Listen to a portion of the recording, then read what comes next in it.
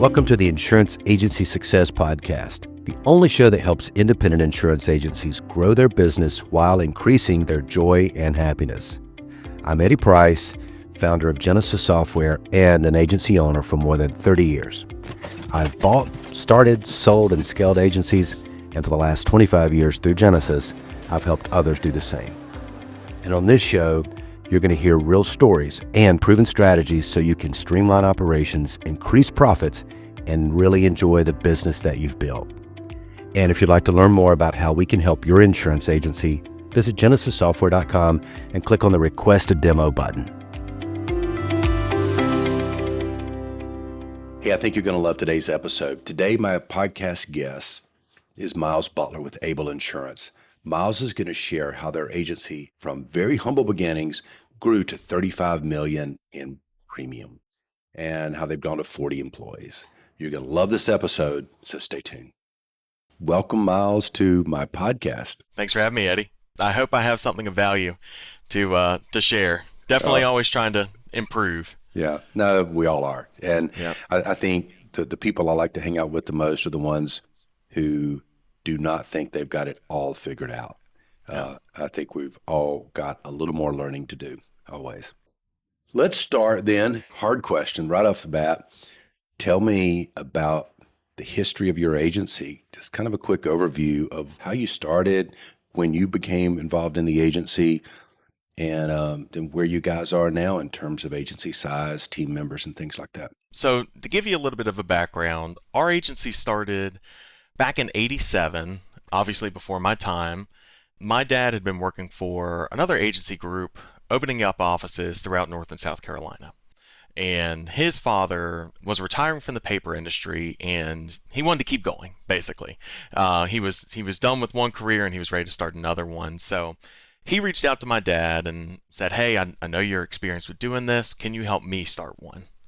And back then, it wasn't overly complicated.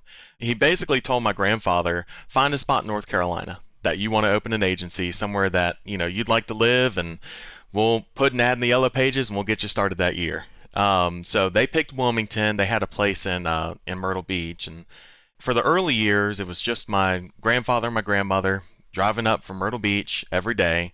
My dad would drive to Wilmington from Charlotte on the weekends and help out as much as he could to help get him started. In '96, my dad moved from Charlotte to Wilmington to start working in the agency full time. They had a transition period where agency was growing. My grandfather was slowly taking steps back.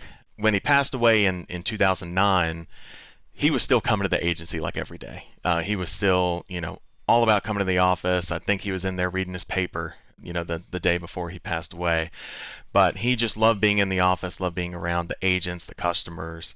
And my dad shared the same love. I got licensed in 2012 when I turned 18. I was still in high school at the time. Ended up graduating college in 2015. While I was in college, I worked part-time on the weekends, or depending on my schedule, I was working some during the week, just remote. Ended up moving back down to Wilmington after graduating from state, and started working in the office. So 10 years. Yeah. You've been in the office 10 years. Agency's been around a long time, but you've been here about 10 years, right? Yeah, one of the hardest things for me, because I got licensed in 2012, and basically every summer break, every Christmas break, any extended period of time that I was in town, I was working. And so I would, start working and jogging my memory on how to write a policy, how to do, different things. And then I'd leave for 3 months, 4 months, and I'd come back and I'd have to relearn it all again. So I've learned how to do this job a number of times just because I had all those natural gaps in what I was doing. But yeah, I came back full time in 2015 after finishing up school, and been here 10 years now. I believe Jenna graduated also in 2015, my daughter, and she came to work actually similar to you. She spent a few months in a teaching role. Her degree was in teaching, and then she came to the agency, originally my agency at the time, and did that 6 months or a year before she said, I'd like to dabble on the Genesis side. And then she kind of dabbled in both for a while. I think her starting in the agency was really valuable, before she moved over to Genesis, for sure. So now all these years later. Can you, in any way you want to describe it, kind of represent the size of your agency? Yeah, so our agency has continued to grow over the years. When I was working in the office originally, we had two offices, the one in Wilmington and one in Asheville. Years and years ago, my dad helped a lot of agency owners get started. He was instrumental with a number of agencies throughout North Carolina, and some of those were franchise offices, some of those were friends and family that he just helped, you know, get off on their own. But we had an office in Asheville. There was a franchisee there. Things just didn't quite work out. So we ended up sending a couple agents up that way, and they've been running it for us ever since. Over time, we had another franchisee reach out to us and say, hey, I've met my contract. It was paid off. It was his, fully his, but he was really invested in real estate. He wanted to continue to pursue his real estate endeavors, and he wanted to get out of the insurance game. So we actually reacquired that agency and merged it with another one of his. We've got an office that we started for one of our employees. They had to move back home. She asked if she could be a remote agent for us. And we said, no, if you're going to be there, let's open up an office. Let's just get a footprint out there. And if we can write business in the area, that's great. Similar thing in Clinton. We have a great person there. So we have not gone into the game saying we want to have offices in every town in North Carolina, but organically, it's just kind of happened to where, okay, well, we have a good fit here. We have a good person that we trust. They want to continue to grow in their career, and it's just worked out. Starting all the way back in 87, obviously we were scratchbook, and we've grown now with all these locations up to 35 million. Wow. Is our book. And yeah, it's taken a lot of work from a lot of people. But I'm proud of the growth that we've seen in the agency. Yeah, well, you should be. How many locations and how many team members? So we have 5 Genesis locations, 6 offices. One of them has split across the river, basically in Wilmington, that operate as one. And then we've got 40 team members between CSRs, agents, my parents, some people that run errands for us, things like that. Right. Okay, cool. Yeah. What do you think the advantage of multiple locations is? And what do you think is hard about multiple locations? For the longest time, like 90% of our book was out of just our Wilmington office. At one point, Eddie, we had, because everything was walk-in business, we had 14 booths in a location where people would walk in and take care of their business. I mean, we had lines out the door on Fridays, 15th, 3rd, where we were having to tell people to shut the door so the air could still run. But we have grown so much more since then, and really we saw this turning point when COVID happened. More and more people service their policy by phone or service it themselves online. I think looking back over the last couple of years, like 75% of our policies were written over the phone.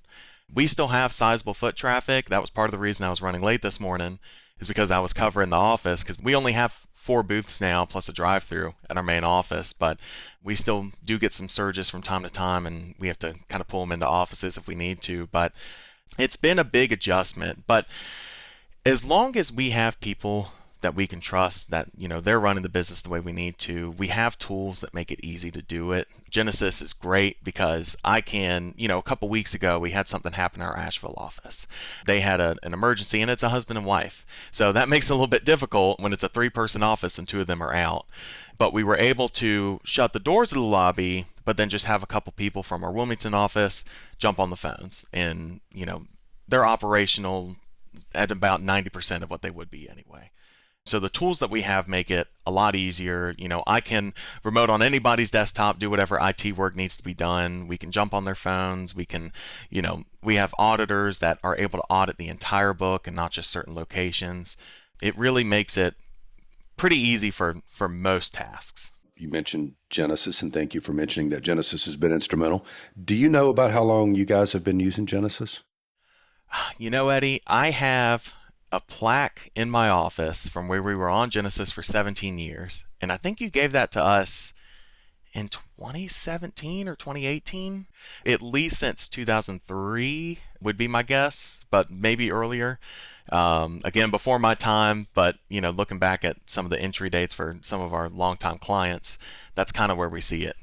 And of course, we've got the exact date somewhere here, but yeah, I think it's give or take 25 years. It's close to 25 years. So we appreciate you guys for sure. Let's go back to the multiple locations for a second, because there's some agencies out there who are just starting. There's some agencies out there who've been around a while, but just one location. And some of those people may think or wonder, should I open a second location? Should my goals be one day to have 5 locations or 10 locations? What's the advantage? Is it growth? Is that the only advantage in having multiple locations?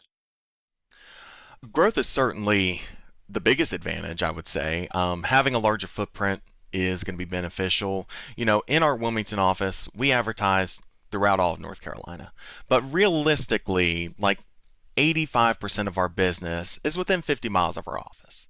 And the same is true for our remote locations. Yes, we get a ton of online quotes. We get a ton of quotes through some referral partners, and that's going to be all throughout North Carolina. But in my opinion, people value local agents because they are local. And they want to be able to go in. There's somebody out there that's doing technology better than I am, and there's somebody out there that, has a call center that's going to be able to grab that person no matter where they are, service it quicker than I am. But we're going to offer that customer service and that local customer service that when you have an issue, you can walk into the office and you can sit down with somebody. There's nothing more frustrating than you're using a service or a business and maybe you can't get through on the phones, maybe you can't get through on chat.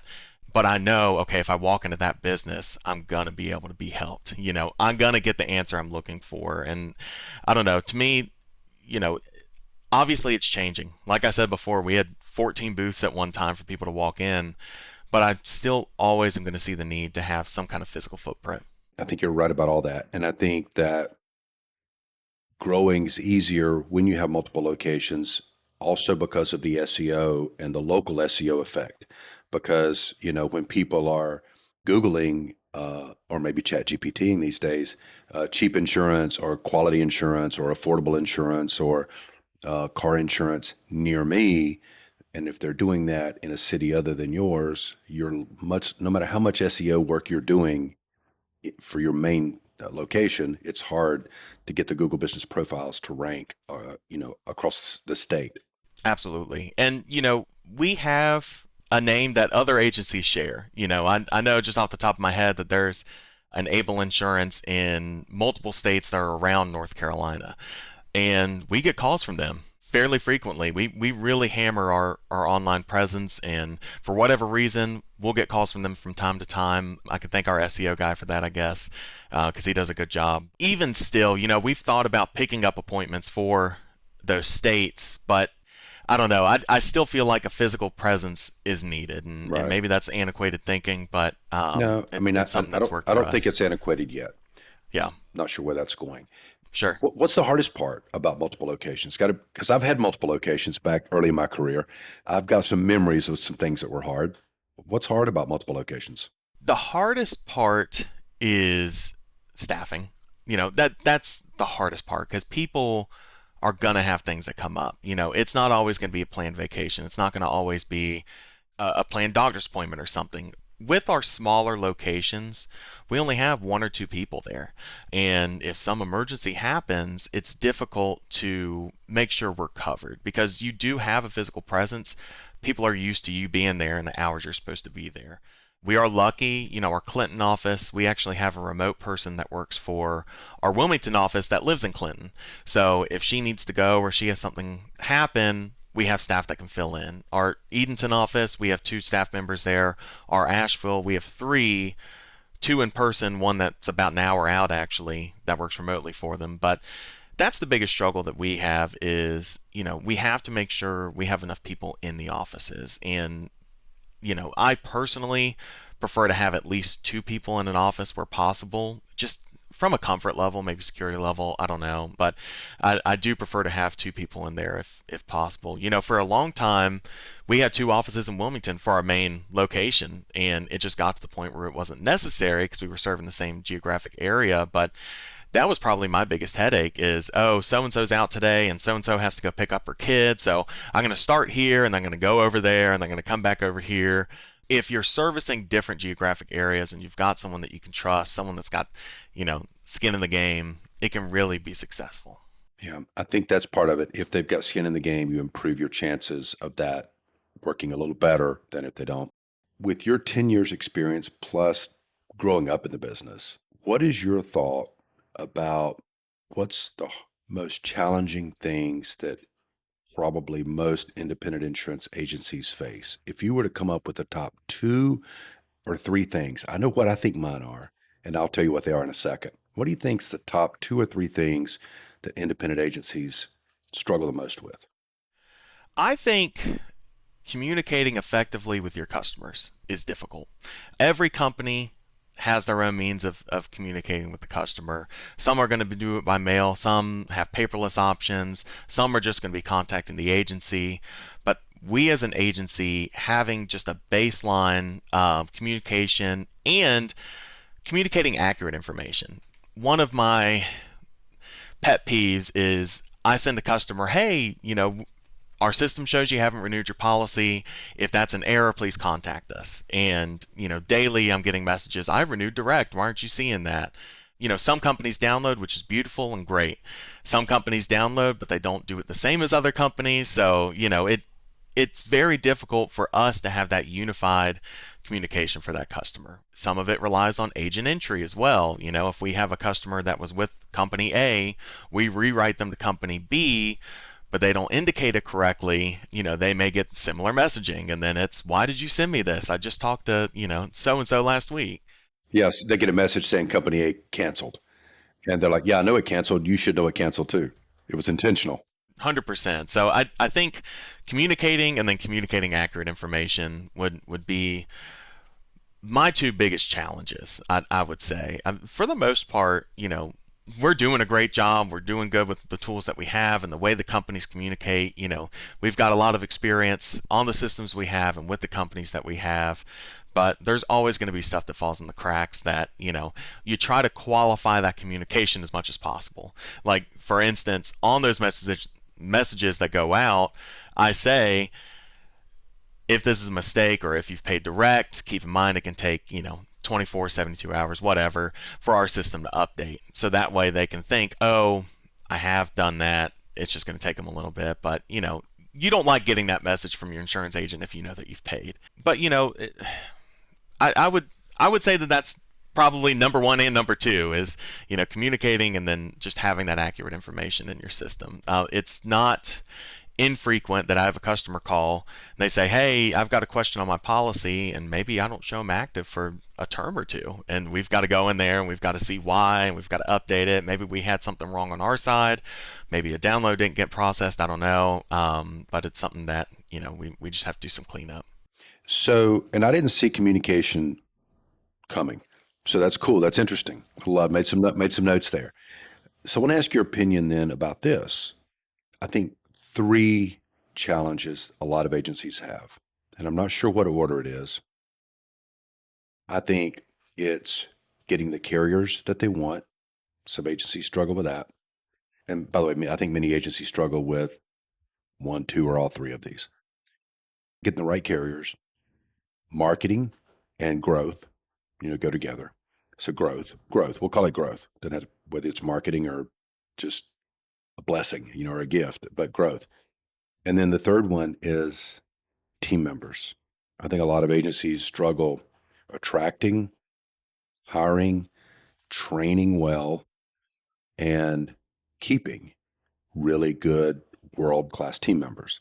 What are your thoughts about, you don't have to answer all 3 of those or speak to all 3 of them, but what are your thoughts about that? I'm knocking on wood right now. I don't want to jinx anything, but I consider us very lucky. We have a lot of team members that have been with us a long time. 3 that have been with us over 30 years. I think almost half of our staff have been with us over 15 years. Bringing in new ones certainly can be challenging.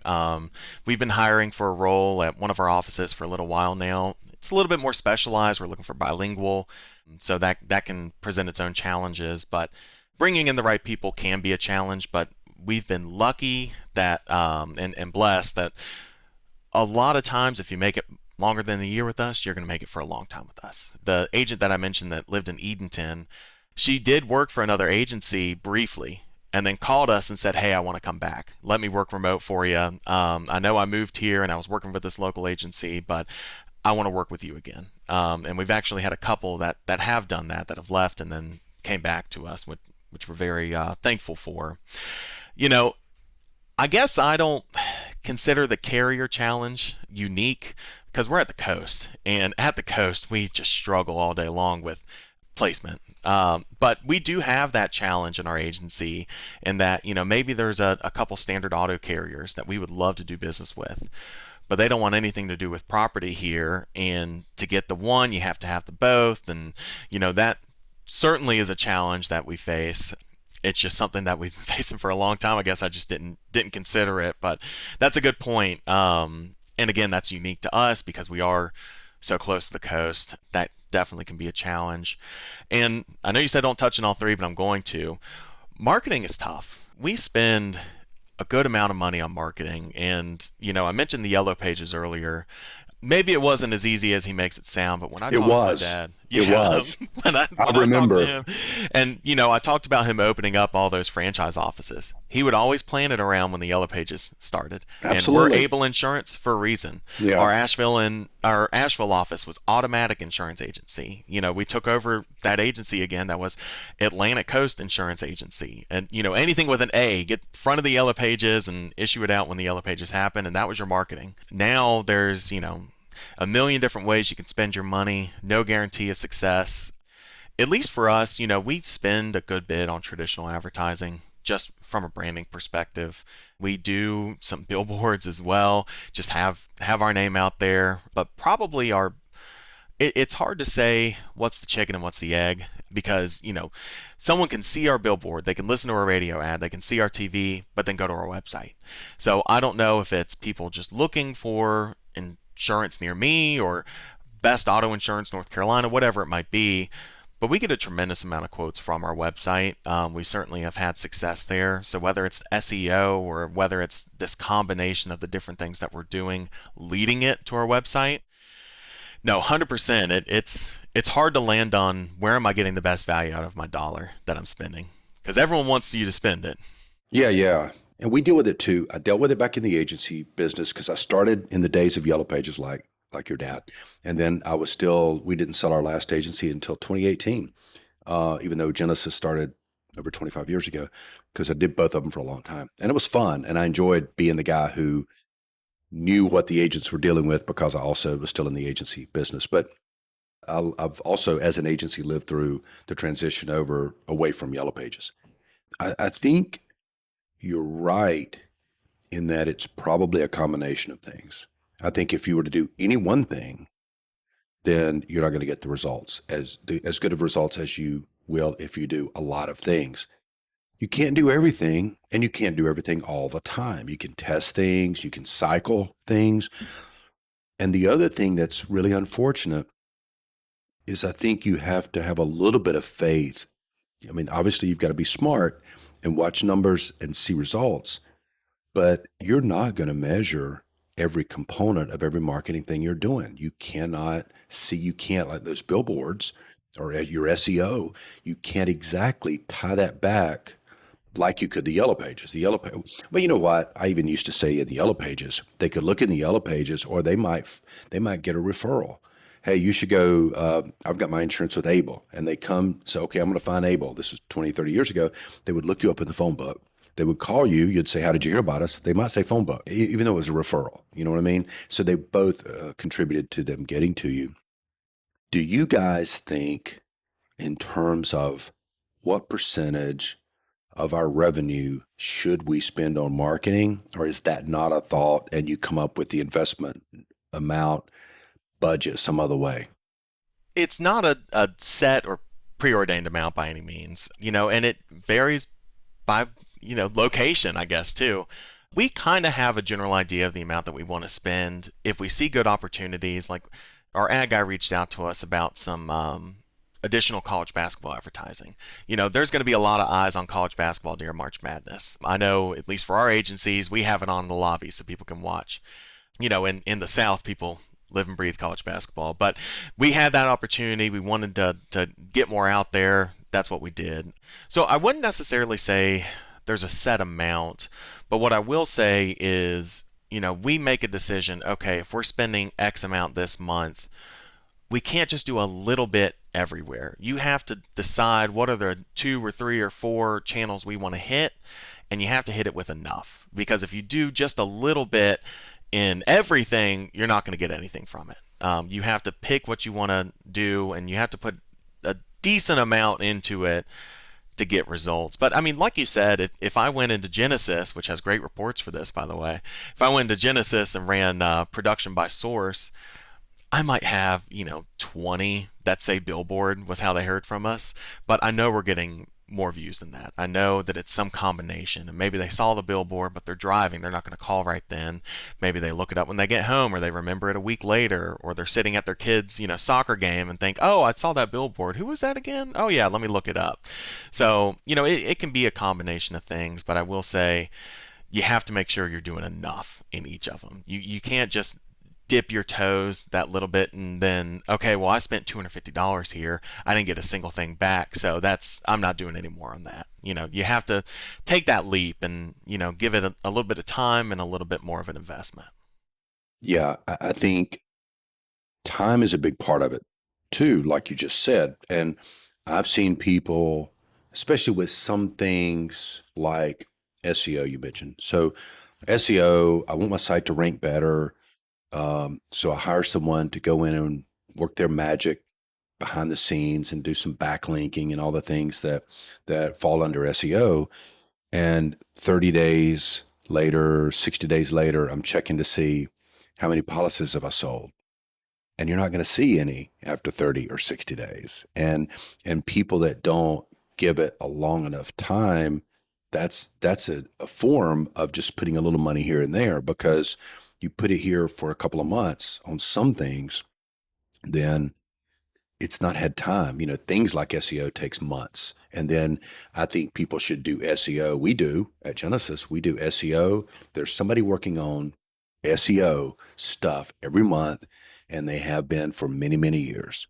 And I think you take the foot off the pedal for even a few months, it's like stopping exercise. You start regressing, and then when you come back, you're pretty sore because it's gonna be a little harder. You're starting not completely over, but you're starting backwards a little bit. So I also think smaller agencies, unfortunately, because they have the smallest budget and often the fewer resources, I think they, in order to get where most of them want to go, have to invest a greater percentage of their income back into marketing than you would. With a $35 million agency, then you can come down percentage wise. It's still more money than the guy down the street that's a one-man operation, but it's not as big of a percentage. And that's unfortunate, but I don't think you'll get where most of us will not get where we want to go. So I see agencies spending, give or take, smaller agencies, 10% of their revenue in marketing. I see some spending much less than that and not getting results. But then I see once they get larger, it can be 5% or 4% or 3%, that kind of thing. Okay, let me ask you this, Miles. Are you a learner? Are you spending all your time doing? Do you spend much time reading and that kind of thing? Or is life just with family, kids, work, just about the doing more? I try to learn and to pick up stuff as much as I can. I check internet forums. I'm checking, different articles, and if there's something new out there, I'm trying to figure out how can I utilize that. Is that something that would work in my agency? I really try to make our agency as technology forward as possible to give our agents all the tools available, to try to make their job as easy as possible, because ultimately the quicker you can do your job and the easier you can make that job, the better customer experience there's going to be. So we're always trying new things. Sometimes they work, sometimes they don't. Sometimes they work okay, but it's questionable if you can justify the cost. But we're always out there looking at what's happening, what's coming, as far as technology is concerned, as far as, what's happening in the North Carolina legislature and what's happening at the reinsurance facility and everything. We really try to keep our ears to the ground there as well. I'm sure you know, but my father's on the North Carolina Reinsurance Facility Board. So we really try to stay in tune with that and the changes that are coming.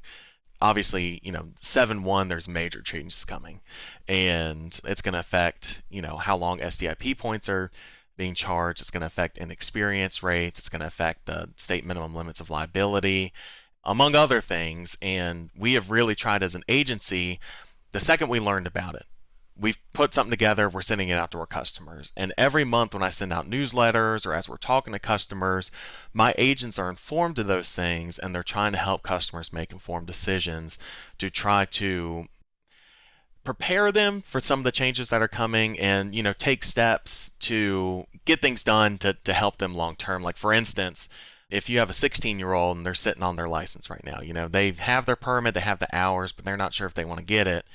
If they get their license before July 1st, they're only going to be charged inexperience for 3 years. If they get their license after July 1st, it's going to be, I believe, 7 years, but I could be wrong on that off the top of my head. But either way, we're trying to have that conversation with our customers and say, hey, make sure they're getting their license now. They're going to get grandfathered in, and that'll help us retain that customer and show value to that customer. Yeah, it is, and it's a great way to show value. It's a great way to share content, useful content with your customers and prospects. Hopefully you're doing some of this where it's getting out to your prospects too, people that have gotten quotes in the past that maybe have not closed yet. What associations, if any, do you participate in? We have our own smaller association that we're a big part of called the AIANC. It's a small group of large agents, I guess, be the best way to put it. We have, it's North Carolina based, but we have a bunch of agents with a significant amount of clients. I think last time we kind of put together a rough number. It's less than 15 members, but over like 500,000 North Carolina drivers. A good group of people that, we have a member that's in the North Carolina legislature. We have obviously my father who's on the facility board. So we try to stay informed of these changes that are coming, keep each other informed of them as well, and to talk about some of the challenges that we have in the agencies and ways to overcome them. We are also a member of PIA-NC. That is something newer for us, but we have seen value in it so far. Biggest reason for us joining there, just to be completely transparent, was we got that letter from Accord that said we needed to have a license. That, even with the number of agencies and everything that we had no idea that we had to have a license for it. Well, that was new. That's a new Yeah. thing that Accord just started imposing on agencies across the U.S. in the last year. Yeah. But PIA does offer that. So that alone provided significant value for our agencies. I think we pay Accord and have for 20 years. It's gone up over the years, but I think Sure. we pay them. Lisa would know better than me, but we pay them $25,000 a year, Oh, wow. and always have, or not always. It's gone up over the years, but so That's tough. But we pay Ivans too. I mean, it's Sure. pay to play, right? That's right. One of the things that I've said this to you before. I've said it to Lisa. She's talked about it to me. Your family is a little unique and crazy successful, unusually level-headed, and unusually kind, gracious, and respectful. I meet agents that can check a couple of those boxes a lot. I don't meet a lot of agents, Miles, that can check all of those boxes. Now, you may not get much of that credit, by the way. I think I'm going to give that credit to your parents, but you follow along. Talking to you is like talking to your dad. I knew your grandfather a little, but not well. I've met him a few times back when they took Genesis in, 25 years ago. But I've, of course, spent a lot of time with your dad, a lot of conversations with your dad, some with your mom. I guess my question would be, how do you balance good and success? And how does that tie into maybe work-life balance? And I appreciate you saying that. I certainly would love to take credit for it, but I will absolutely pass on credit to my parents. It's the way I was raised. It's all I've ever known. But even starting with my grandfather, he was very rigid in his expectations. He wanted our customers treated a certain way. He wanted them to follow certain procedures, and he was very successful in, implementing those ideals in the agency, but our agents also following those. And, we try to treat our customers like family. We try to understand you got to meet your customers where they are. Some of them are doing great and they may have questions, but they're going to pay you in full every year and you're never going to see them again. Other customers are going to be in every month. They may be late, they may be canceled, but you just have to meet them where they are. You have to understand their needs. Their ability to pay or not to pay is not something that, the majority of people are making that conscious decision for. They're out there doing their best. So if you're treating your customers with kindness, you're treating your employees with kindness, everyone that you meet along the way, it goes a long way. Where I can see the evidence of that, I was going to say mostly the fact that you've had these long-term team members, but now that I look down at my notes and see the $35 million in premium, that's evidence too that this works. This idea of being a good person. I bet in your family and in your business, you don't hear the phrase, it's just business very often, because that tends to be an excuse to do things that it's not quite human, nice. We make the conscious decision to do things that in some ways hurt the business. We shop almost all of our renewals every time they're up, and that takes up significant amount of man hours. Sometimes we have chargebacks from MVRs and clues that are run for these customers, and maybe they choose to go with another agency. It can, affect loss ratio sometimes by not just continuing to renew that policy at whatever premium it's going to. We are consciously choosing to rewrite that customer and make less commission, but it all comes down to retention. That customer is going to appreciate the fact that, you're saving them whatever amount you're able to save them, and that's going to lead to referrals. That's going to lead to better retention. It's going to lead to better positive thinking about your agency. So it's something that's important to us, and that's just one example, but we try to make decisions based on how would I feel if I was that customer. Sometimes you get in situations and maybe it's a situation you wish we did better. Maybe the agent didn't explain something the way that you would want it to be explained to that customer, and you just try to put yourself in their shoes and think, okay, this happened. Yes, maybe we're perfectly fine. We have no liability exposure here. It's easy to say, well, the company sent you this letter. The company sent you legal notice, and, wipe my hands of it. But if you notice a problem and it's something that you can rectify, it's something that we try to put ourselves in their shoes. What would be any parting words or advice for agencies? Maybe think about somebody starting out, or somebody maybe been in the business a little while, but they've struggled and they're maybe watching this and thinking, wow, I would like for my career path to be what's happened to this family. Is any advice you would give to those people that wants to get where you guys have successfully gotten to? I would say don't compromise your values, would certainly be the first thing I would mention. Every day, we reject people from writing certain kinds of policies. And what I mean by that is we may have someone come to us and we know, okay, I could easily get this sale, and this person obviously wants the coverage, but maybe there's something underneath it all. Like, let's say it's someone that came to us with 3 cars and it's just them driving, and that they have a daughter because when they were insured with us previously, she was on there. It's really easy to just say, oh, she's not on there, let me just write this up real quick, or write a non-owners for someone without asking the questions or whatever. Don't compromise your values. Don't compromise the moral integrity of your agency to make a couple $100. That adds up over time, and it can really degrade not only your book of business, but the opinions of the customers of you and your company contacts. It is something that's very important. And then, like I said, do the best thing for your customer. It's really easy for me to say, well, company A has a contest going this month, and I just want to front load as much policies with them as possible because there's incentives, or maybe there's some trip, or whatever it might be. But you have to make sure you're doing right by your customer, because you may not make that sale, for one, but two, you want to keep them long term.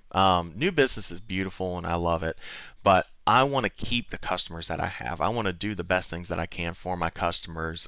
There's nothing worse to me than when I have a customer of 20 years say, well, I tried talking to one of your agents, but they, didn't really answer my question, so I went down the street and I got a policy. That is just nails on a chalkboard to me.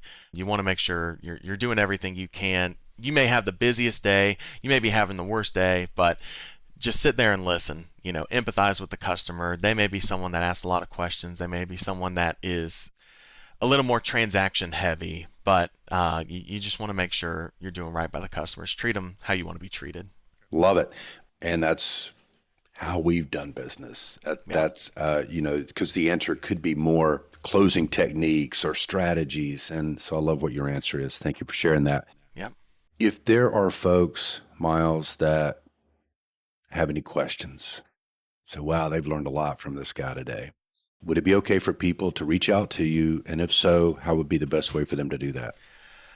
Absolutely not. No, kidding. Yeah, they can certainly reach out to me. We do have different offices. I'm kind of all over the place. Best place for someone to contact me is by email. That's usually something that, if I'm running around or doing whatever, if I'm waiting behind an agent because they're finishing up something, I have a question for them, I'm going to be on there. I'm going to be clearing stuff. So email is certainly the best way to reach out to me, and gives me time to put together a thoughtful answer as well. Best email for me is Miles, Miles, @ableia.com. Man, this has been an honor, and it's been fun, and it's flown by. Thank you for taking the time to do this. Absolutely. I appreciate you having me. When you mentioned you wanted me to do a podcast, I was like, I don't know what I have to talk about, but it's gone by quick. I know. Yeah. I agree with you. The same thing. And I'd love to do this again in 6 months or a year. Sure. Because I think there's some things that we probably didn't even get to today that'd be fun to kind of dig into a bit more. So thank you again. Hope you have a great rest of your day. Thanks, Eddie. You too. All right. See ya. Thanks for listening to the Insurance Agency Success Podcast, where independent insurance agents like you get the tools and insights to grow, streamline, and enjoy your business. If today's episode gave you something valuable, please take action and start making changes in your agency today. And if you're ready to simplify operations and scale, visit genesissoftware.com and click on the orange button to book your demo. I appreciate you being here. Keep building, keep growing, and I'll see you next time.